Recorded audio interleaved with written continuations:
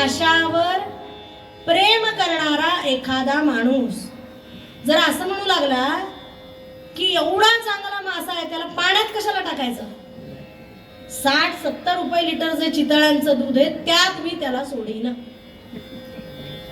किंवा बिस्लरीचं पाणी आणेन, कारण आपलं पाणी फुकट आहे पण बिस्लरीचं बरोबर, तर त्याच्यात मी टाकीन, असं चालेल का? माशावर प्रेम करणारा माणूस म्हणू लागला की मी त्याला पाण्यात टाकणार नाही, मी दुधात टाकीन, तर ते चालणार नाही.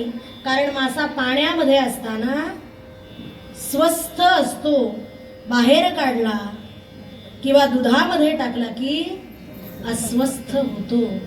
त्याचप्रमाणे तुमच्या माझ्या जीवनाला स्वस्थता कशाने मिळणार आहे? तर समर्थ सांगतात, रघुनायका दृढचित्ती धरावे. रामाला अंतःकरणामध्ये धारण केल्यानंतर खऱ्या अर्थानं तुमचं आणि माझं हित होणार आहे. कारण या रामाचा अधिकार काय आहे? महाराज तो स्वामी वायुसुताचा, जना उद्धरी नाथ लोकत्रयाचा. महाराज तो स्वामी वायुसुताचा,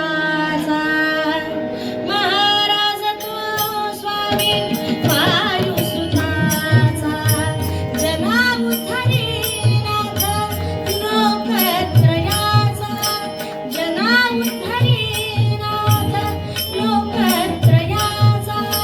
मनास जनाहित माझे करावे, मनास जनाहित माझे करावे.